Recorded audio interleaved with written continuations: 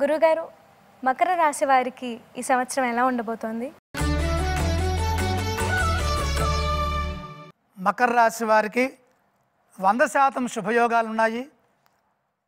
5, 6, 7 రాశుల్లో గురు సంచారం. ఇందులో 6వ రాశి తప్ప 5వ రాశిలో శుభాలుంటాయి, 7వ రాశిలో శుభాలుంటాయి. తృతీయంలో శని, ఏలినాటి శని పూర్తయిన తర్వాత వస్తున్న వేళ పరిపూర్ణమైన విజయం ఉంటుంది. రాహువు 3, 2 స్థానాలు అంటే 3వ రాశిలో యోగిస్తారు.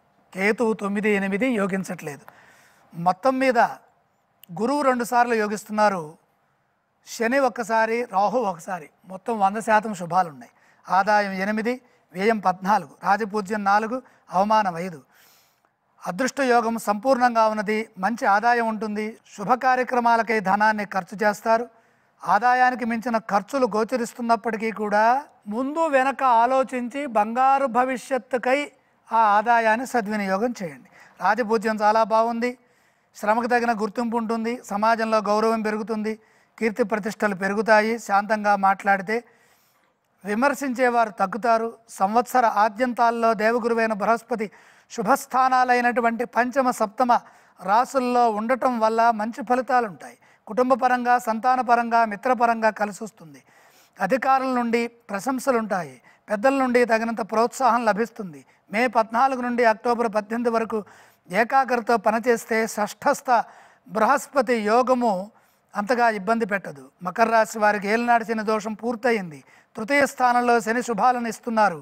ఉద్యోగంలో అభివృద్ధి, ఆర్థికాభివృద్ధి మొదలైన శుభాలుంటాయి.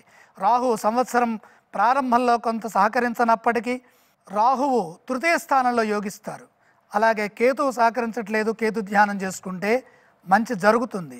మకర రాశి వారికి 100% అదృష్టం సంపూర్ణంగా ఉన్నది. విద్యలో బాగా రాణిస్తారు. ఏకాగ్రతతో ప్రయత్నం చేయండి. ఆశించిన విజయం లభిస్తుంది. వృత్తిలో క్రమశిక్షణతో పనిచేస్తే అభివృద్ధి ఉంటుంది. ఉద్యోగంలో స్థిరమైన శుభాలు కలుగుతాయి. వ్యాపార రీత్యా బాగుంటుంది. కృషి విశేషంగా చేయటం మంచిది. మంచి ధనయోగం ఉన్నది. ఆర్థికంగా మేలు చేకూరుతుంది.